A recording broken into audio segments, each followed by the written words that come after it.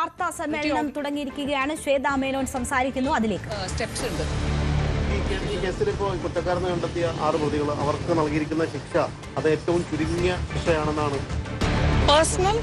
Personally yes. അപ്പൊ അതിനെ എങ്ങനെയാണ് ഞാൻ എന്താ ചെയ്യേണ്ടത്? അപ്പൊ സ്വാഭാവികമായിട്ടും അതിനെ അപ്പീല് പോവുക, അങ്ങനെ അപ്പീല് പോകണം. അവർക്ക് പക്ഷെ നമ്മൾക്ക് എന്താ പഠിപ്പിച്ചു കൊടുത്തത്? Everything is about law. ഒന്നുമില്ലാന്ന്. Law is ultimate. അപ്പൊ അത്രേ ഉള്ളൂ.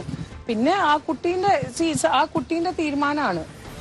ഗവൺമെന്റ് വരെ ആ കുട്ടീനെ സപ്പോർട്ട് ചെയ്യില്ലേ?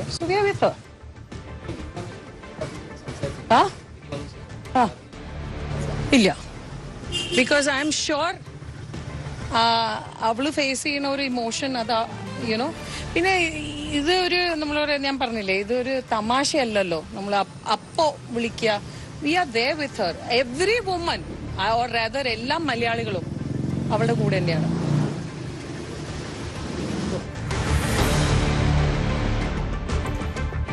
ശ്വേതാ മേനോന്റെ പ്രതികരണമാണ് വരുന്നത്. ഈ ശിക്ഷ കുറഞ്ഞു പോയോ എന്ന പ്രതികരണം, അതിൽ പ്രതികരണം മാധ്യമങ്ങൾ ആരായുമ്പോൾ പേഴ്സണലി യെസ് എന്നാണ്. വ്യക്തിപരമായി ആ വിഷയത്തെ സമീപിച്ചുകൊണ്ടാണ് ശ്വേത മറുപടി പറയുന്നത്. ശിക്ഷ കുറഞ്ഞു പോയി എന്നത്, അതിന് ഞാൻ എന്താണ് വേണ്ടത് എന്ന് കൂടി ചോദിക്കുന്നുണ്ട്. അപ്പോൾ അപ്പീൽ ഉൾപ്പെടെയുള്ള കാര്യങ്ങൾ വേണ്ടേ എന്ന് ചോദിക്കുമ്പോൾ വേണം എന്ന ഒരു പ്രതികരണം കൂടി ശ്വേതാ മേനോന്റെ ഭാഗത്തു നിന്നും ഉണ്ടാവുകയാണ്. എന്തായാലും താരസംഘടന വാർത്താ സമ്മേളനം വിളിച്ചതിന്റെ ലക്ഷ്യം എന്താണ് എന്നതുൾപ്പെടെയുള്ള കാര്യങ്ങൾ നമുക്കറിയാം. കാത്തിരിക്കാം അതിന്റെ വിശദാംശങ്ങൾ ലഭ്യമാകുന്നതിന് വേണ്ടി. എന്തായാലും ഈ ശിക്ഷ കുറഞ്ഞുപോയി എന്ന വ്യക്തിപരമായ അഭിപ്രായം ശ്വേതാ മേനോൻ ഇപ്പോൾ പ്രകടിപ്പിക്കുകയാണ്. ഈ വിഷയത്തിൽ കടുത്ത വിമർശനമാണ് ഉയരുന്നത്. അതിജീവിതയ്ക്കൊപ്പമുള്ളവർ വലിയ രോഷപ്രകടനം ഈ ശിക്ഷ കുറഞ്ഞു പോയതിൽ പ്രകടിപ്പിക്കുന്നുണ്ട്.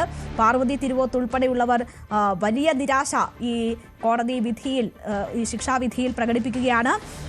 പ്രതികൾക്ക് മിനിമം തടവും മാക്സിമം പരിഗണനയുമാണ് കോടതിയുടെ ഭാഗത്തു നിന്നും ഉണ്ടായിരിക്കുന്നത് എന്നതാണ് പാർവതി തിരുവോത്തിന്റെ പ്രതികരണം. സമൂഹ മാധ്യമത്തിലൂടെയാണ് ഈ കുറിപ്പ് പങ്കുവച്ചിരിക്കുന്നത്. സ്ത്രീകൾക്ക് ജീവിക്കാൻ ഒരിടം പോലുമില്ല, അത് തിരിച്ചറിയുന്നു എന്നത് പാർവതി ചൂണ്ടിക്കാട്ടുന്നു. ക്രിമിനലുകൾ അപേക്ഷിക്കുമ്പോൾ അവരുടെ ശിക്ഷ കുറയാനുള്ള എല്ലാ സാധ്യതകളും ഉണ്ട്. നമ്മുടെ കേരളത്തിലാണ് ഇത് സംഭവിക്കുന്നത്.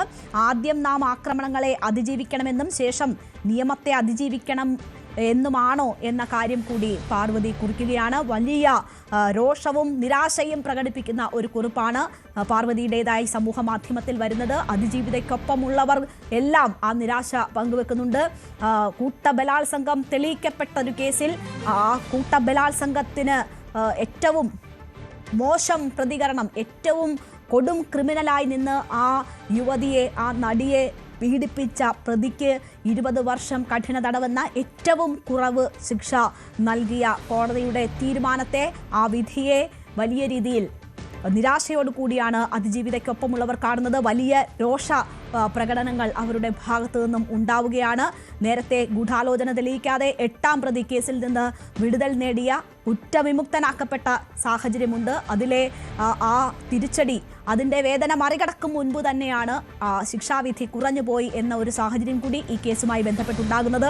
അതിജീവിതകൾ ഇനി തുറന്നു പറഞ്ഞ് നിയമ പോരാട്ടത്തിന് തയ്യാറെടുക്കുമോ? എന്ത് സന്ദേശമാണ് ഈ വിധി സമൂഹത്തിന് നൽകുന്നത് എന്ന ചോദ്യം ഉയരുകയാണ്. പാർവതി തിരുവോത്ത് തന്നെ ചോദിച്ചതുപോലെ പ്രതികൾക്ക് അവരുടെ പ്രായം, അവരുടെ കുടുംബ പശ്ചാത്തലം ഇതൊക്കെ കണക്കിലെടുത്തുകൊണ്ട് മാക്സിമം ശിക്ഷ വേണ്ട എന്ന ഒരു നിഗമനത്തിലേക്ക് കോടതി എത്തുമ്പോൾ ആ തെരുവിൽ പിച്ചി ചീന്തപ്പെട്ട നടിക്ക്, ആ അതിജീവിതയ്ക്ക് എന്ത് പരിഗണന കോടതിയുടെ ഭാഗത്തു നിന്നും ഉണ്ടായി എന്നൊരു ചോദ്യം വളരെ പ്രസക്തമാകുന്നു. കോടതിയുടെ 2 വിധിയും, അതായത് 8ാം പ്രതിയെ ഉൾപ്പെടെ വിട്ടയച്ച തീരുമാനം, അതിനോടൊപ്പം തന്നെ ഈ ശിക്ഷാവിധി മിനിമം ശിക്ഷ മതി എന്നുള്ള തീരുമാനം, ഇതിൽ രണ്ടിലും വലിയ രീതിയിലുള്ള അമർഷം പ്രതികരണങ്ങൾ ഉയരുകയാണ്.